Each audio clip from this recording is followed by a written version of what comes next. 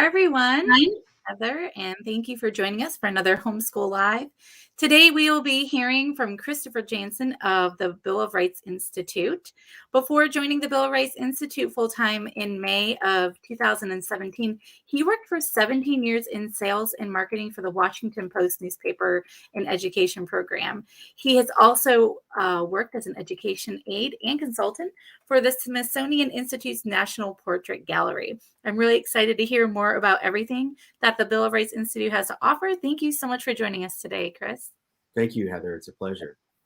Well, I would love to just dive right in and find out more about what the Bill of Rights Institute is. If you could just explain a little bit more about the organization.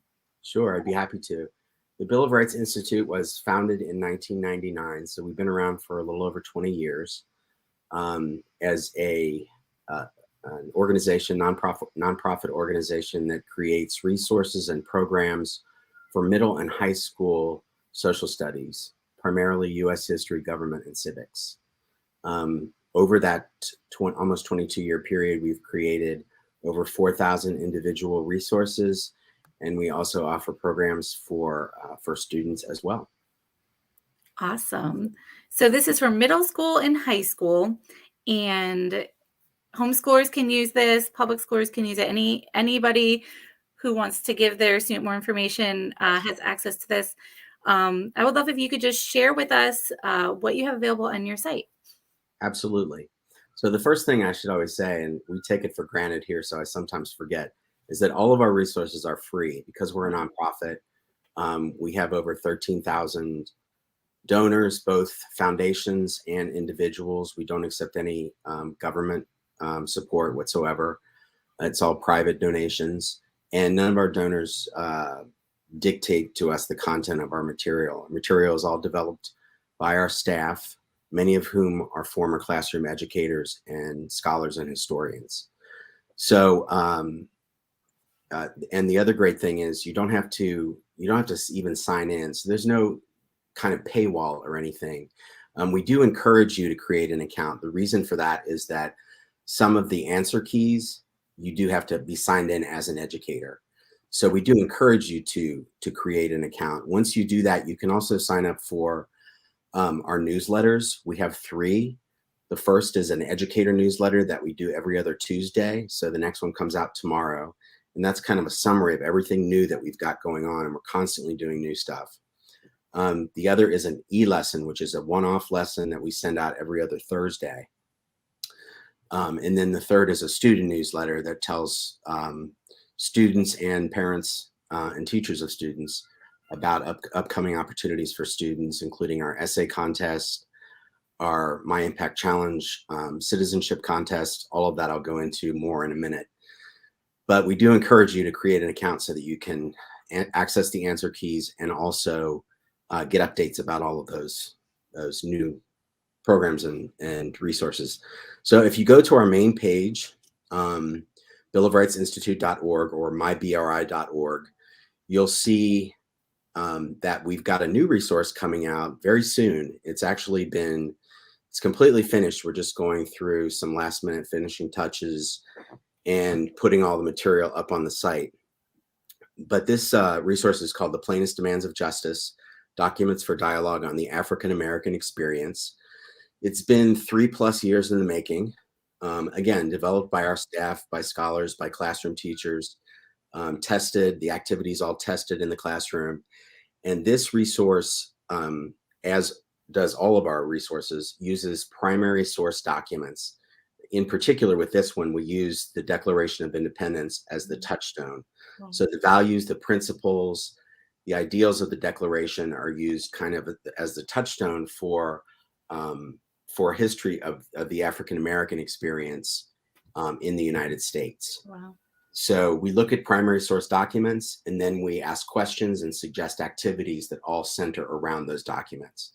Most of our material centers on the foundational documents,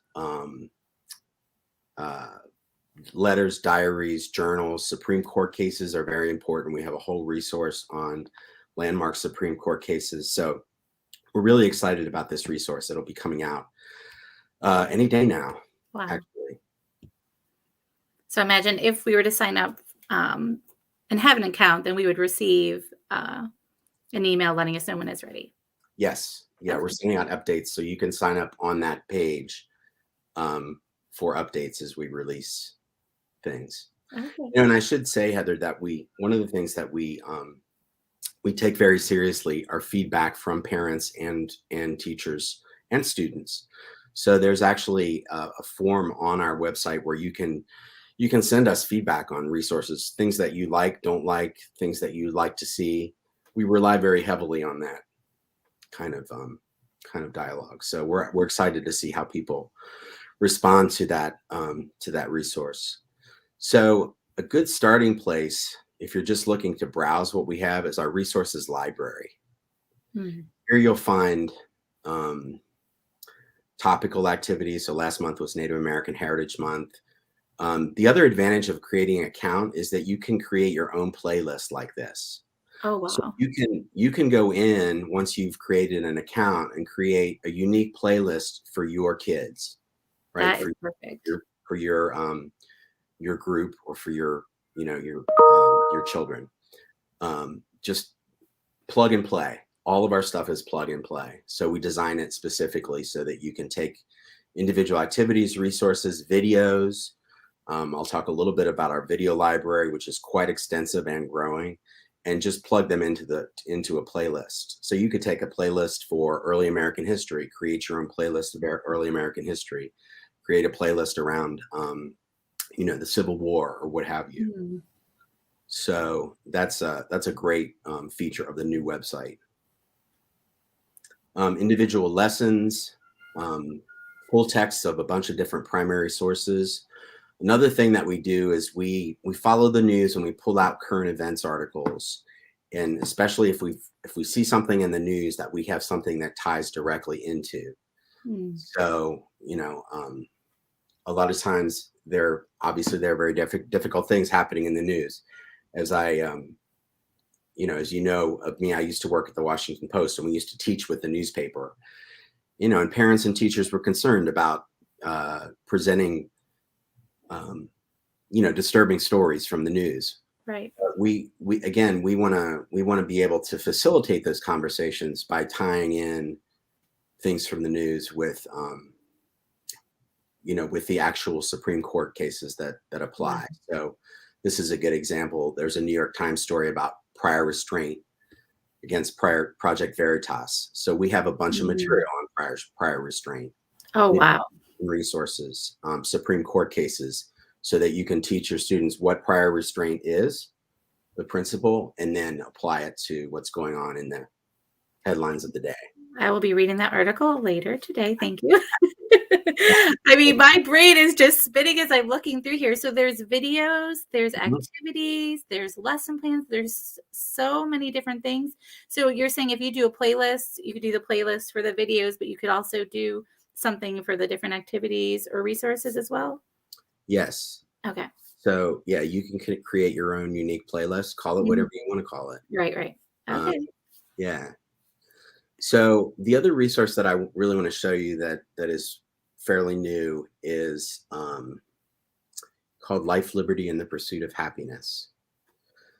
This is really a landmark resource that we came out with about a year and a half ago now, a little over a year ago now. Um, and the idea was that we realized that um, the schools out there that offer AP US history classes are only the ones that can afford the gigantic textbook, right? Mm, So which is cost prohibitive for a lot of schools and districts and parents. right.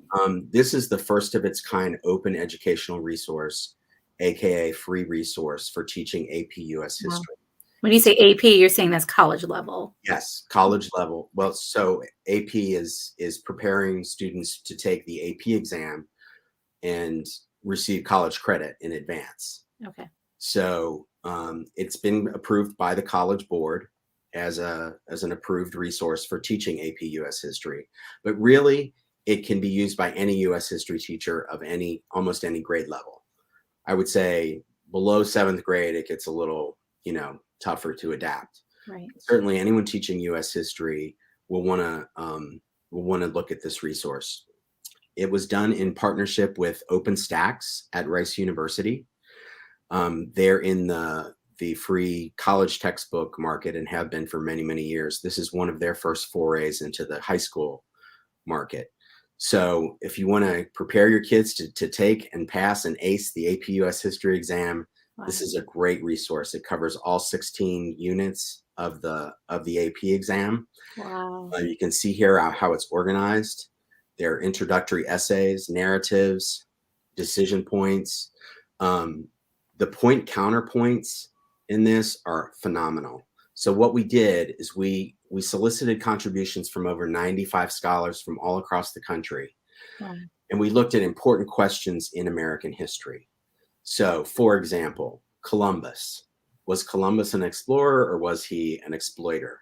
You know what I mean? This is a great historical debate. And there are different historical points of views on that subject. So we take point counterpoint essays from two different scholars and present them for the students to see both arguments.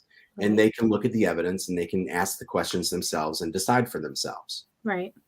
So viewpoint diversity is embedded into the DNA of this resource, which is, I think, one of the greatest things about it. And I think a lot of homeschool parents would appreciate that they can have these conversations with their kids while at home. Absolutely. And addressing these issues with their children. Yeah. Yeah. I can easily see parents sitting around the dinner table talking about, well, what do you think about Columbus? Or what do you think? Was the Constitution, one question is, was the Constitution a pro-slavery document or not? Mm-hmm. That's a big historical debate. And there are different, there's evidence on both sides of that. So absolutely, parents can have these kinds of conversations with a resource like this as their touchstone. So we're really excited about this. And I want to highlight that tomorrow at 5 p.m. Eastern time, we are doing a free live webinar. We'll be kind of walking you through this resource and how it's structured. Oh, that's awesome. Tomorrow, 5 p.m. Eastern Standard Time. Okay. Yeah, you can find the link on the events section up here of our site. Okay. And, this actually leads into the next question I had, because I was hoping you could share how the Bill of Rights Institute can help homeschooling families. And that's exactly what resources like that can do. I mean, we could use that as homeschoolers as a supplement, but I mean, I almost wonder if we could use this as a complete course. So you can actually start from the beginning.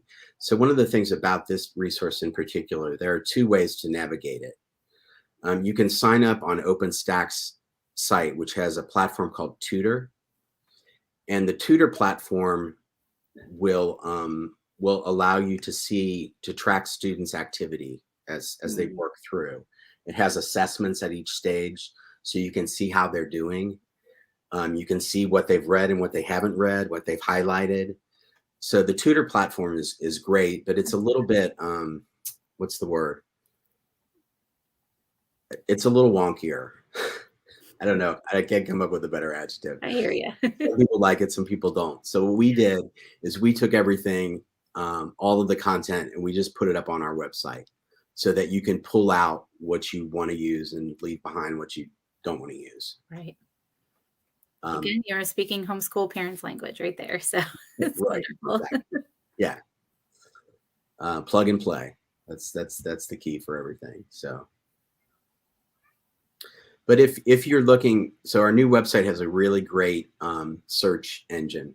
So if you're just looking for something on the Civil War, or if you're looking for something on the speeches of Abraham Lincoln, you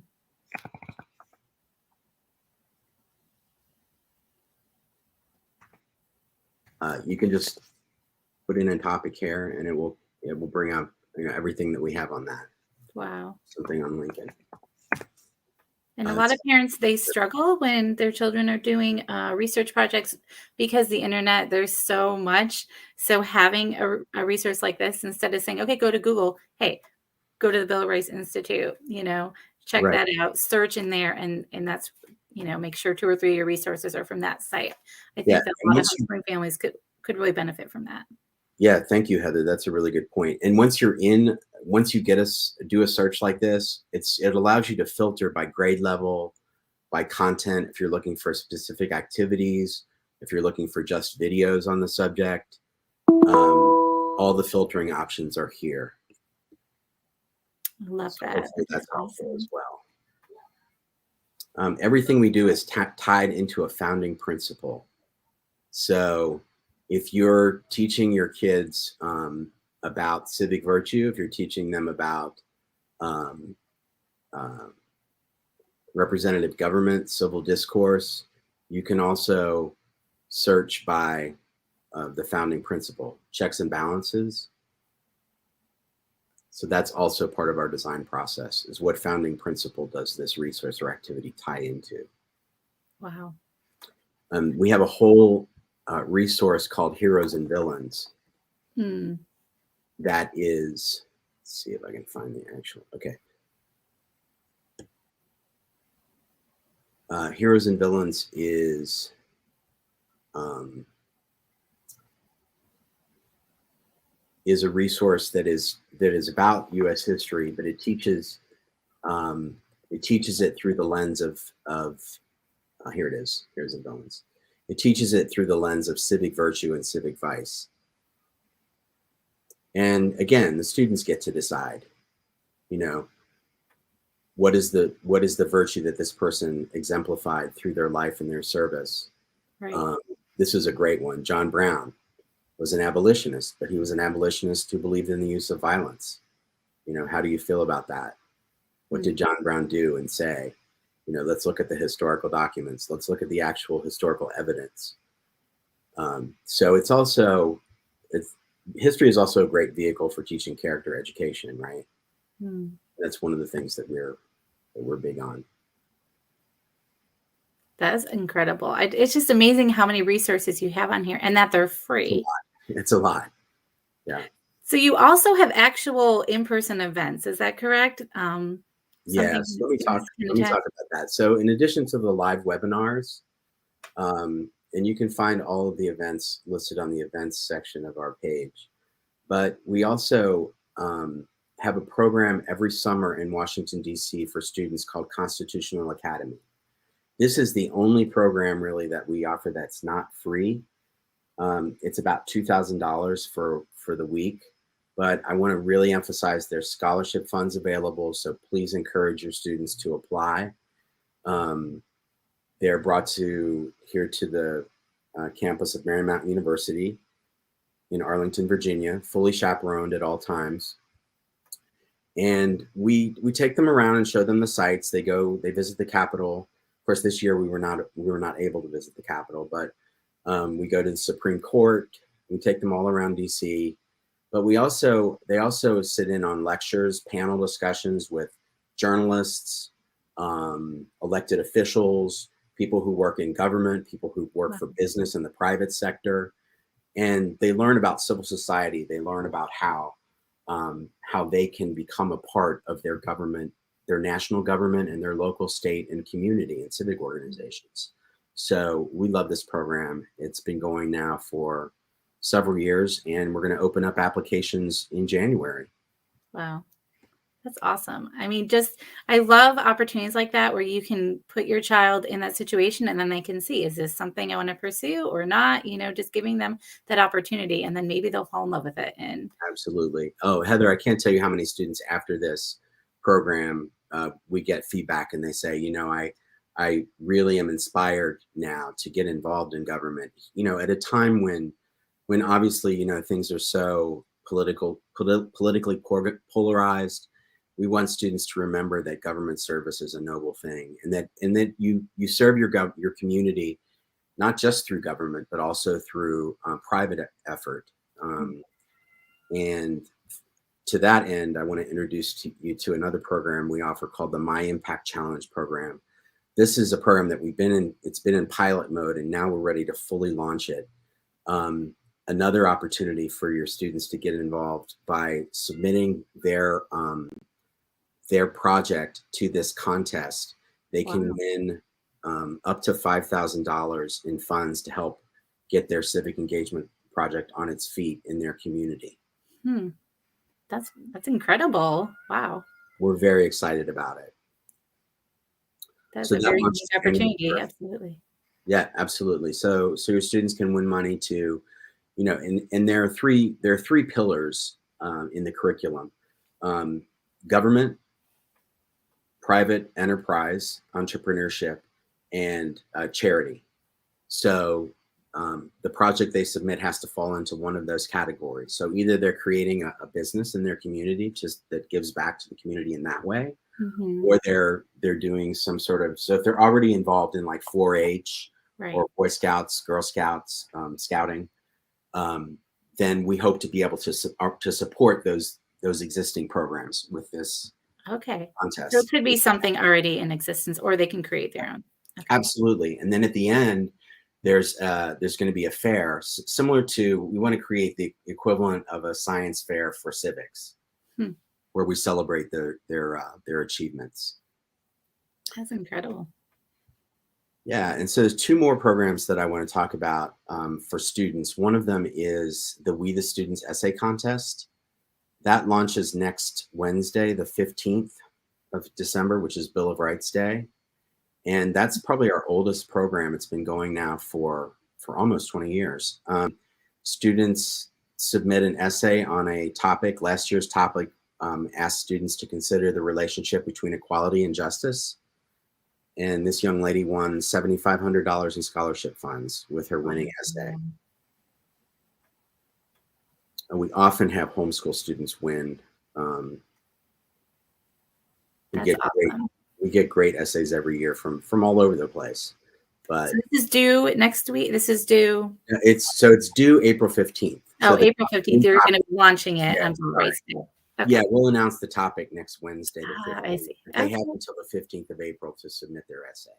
Wow. Well, that's a great opportunity. I'm sure homeschool parents would love to help, get their students involved in something like that. Absolutely. So the last thing for students that I want to highlight today is Think the Vote. So we created this website called Think the Vote in 2016 for the 2016 presidential election as a place for students to go to find out information about the issues and the candidates. But after the election was over that year, we expanded into a platform that, among other things, allows students to participate in online civil debate. Hmm. So there's a section of this page called Join the Debate, where we propose a topic every week. We've been on pause the past couple of weeks, but for example, the most recent topic was, should Congress overhaul the infrastructure of the United States? We asked students to take a yes or no position on those Hmm. issues, and then they have to share their comments. So this is great for short, persuasive writing practice. Hmm. We share reading materials so they can get some background on the issue. And then students take a yes or no position and we curate their comments. So these are not live. Right. Because as you can imagine, we get some, adults who think that there's another platform for them. Yeah, I'm sure it could be interesting. We wanted to create a safe online space where students can have these kinds of online civil conversations about really important issues, right? Right. And so they can see what other students have said all across the country. They can submit their comment. Wow. And then what we do each week is we reward the student on both sides who makes the strongest argument for his or her case. I love that. So they get a $25 gift card and some swag. And the educator does too. So the parents can win a t-shirt and some prizes as well. So, yeah, so that's Think the Vote. It's just You have a lot of opportunities. Oh, and then sorry, at the end of the year, we select a grand prize winner that gets a $1,000 scholarship from all of the discussions. Yes, for the school year. That is so cool. Well, I love that. I don't know if you've been seeing the comments popping up, but there are a lot of parents watching this right now. They're really excited and can't wait to start using this in their homeschool. I would love if you could share with us what you think, where you see one of the biggest challenges in history, the subject teaching history that students are facing today. We come back to this all the time, and First of all, thank you for that question. I think it's really important that we model for young people how you can have civil conversations, civil dialogue with people who you disagree with, and and still be friends for one thing. But also, it doesn't mean you have to give up your position, right? Right. It doesn't mean the end goal has to be to win and to vanquish your opponent. You know, you still stick to your beliefs, you still stick to your core values, but you're able to also respect that there are people that have different values, and that in a liberal democracy, a republic like ours, we need that in order to thrive. It's not just something that elected officials have to keep in mind. Certainly we want them to, but all of us have to keep in mind. And so I think that's the biggest challenge right now is people always say, well, we live in very divisive times. Well, we've always lived in divisive times to a certain extent. You know, things seem especially amplified now, maybe because of social media in particular. But if you look at history, there have been some, very heated debates over some very important uh, topics, and the country didn't fall apart, right? We've come together to accomplish great things for everyone in the past, and we can continue to do that. But it starts with us, right? It starts with the individual student, parent, teacher, community. And so I think that's the challenge for us, is to figure out what civil discourse looks like in our world today, and we want to help facilitate those conversations. I love that. I think that's so important that students can listen to the other side and not, be offended or afraid or threatened, but they can, listen. And I think Right. that's very important. Yes, thank you. Listening is so important. Listening and being heard. If you could give parents one piece of advice for their students in today's day and age, what would that be? Oh gosh. Well, first of all, I am not a parent, so I would be very uh, presumptuous of me to give advice to parents. But from where I sit, from what I hear from students and from educators, I think it's what I've already touched on, which is learn to listen, and I think more than anything, learn to ask good questions. So the background I come from is the world of journalism, and one of the things that you learn in journalism is how to ask really good questions and how to keep an open mind when you're asking those questions. I think that too often today, all of us have a tendency to go into a conversation or address an issue with our minds already made up.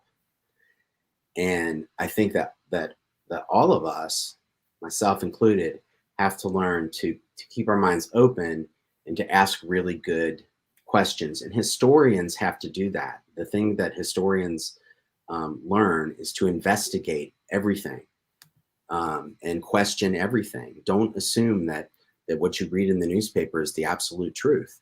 Do your own research, but make sure that you're researching, real qualified resources and websites.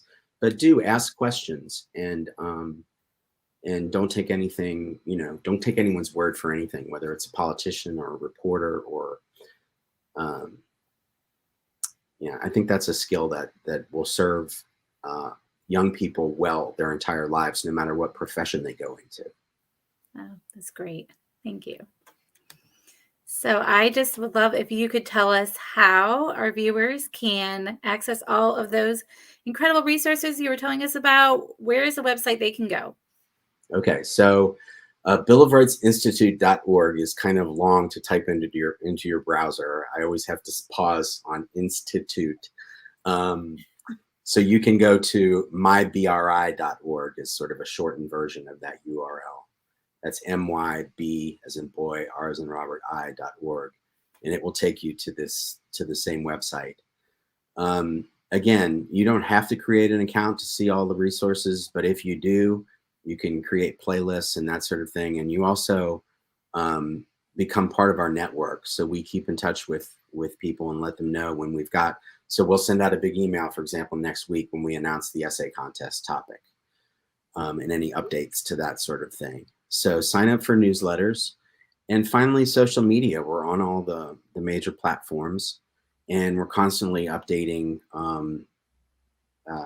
with new lessons, new opportunities, programs for students. We're keeping on top of current events. So if there's something in the news that comes up that we have a resource that's relevant, we'll share those on our social media platforms. So that's Awesome. another way to connect with us. Wonderful. Well, thank you so much. I appreciate you taking the time out of your day to share with us. Thank you so much. Really And appreciate it. thank you, everyone, for tuning in. I appreciate you joining us today. And keep your eyes on our website. We have something really big coming at schoolhouseteachers.com. So keep your eyes peeled over there. And if you're new to homeschooling, check out tryhomeschooling.com and you can get some free resources to help you get started. I hope you'll join us for another Homeschool Live, and I'll see you next time.